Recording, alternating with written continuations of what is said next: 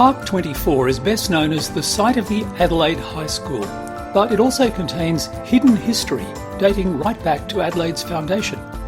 The name Ellis Park refers to Val Ellis, who was the City Council's Director of Parks and Recreation.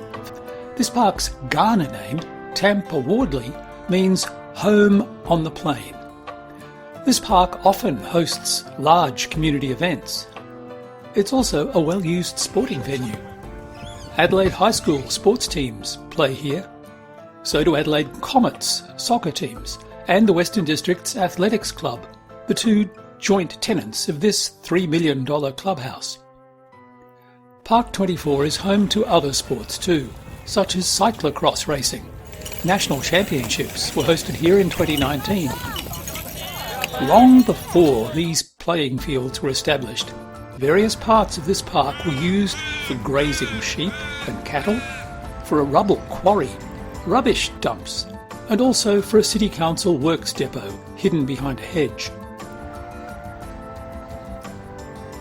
This area opposite Franklin Street seems like any other patch of grass now, but for 146 years it was part of Adelaide's communication network.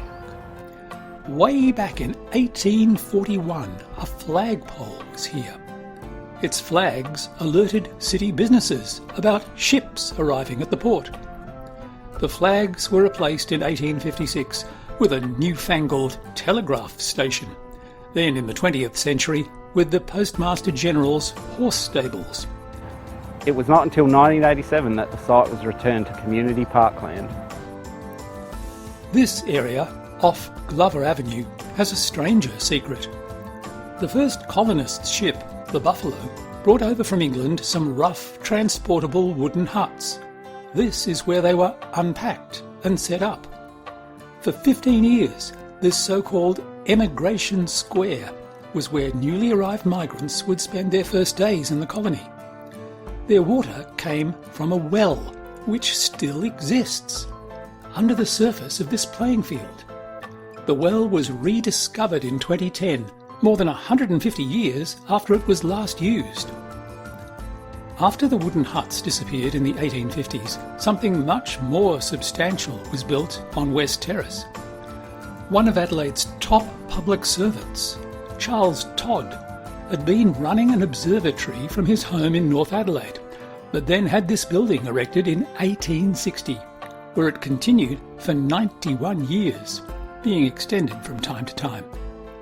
In 1940, a brand new weather bureau was set up right next door, on the corner of Glover Avenue. After the bureau moved to Kent Town, this tiny corner of Park 24 was turned into a mini forest. However, there is still a weather recording station now further back in Ellis Park. In 1951, the old observatory was demolished to make way for the Adelaide High School. The school is on the State Heritage List. It was extended in 2014.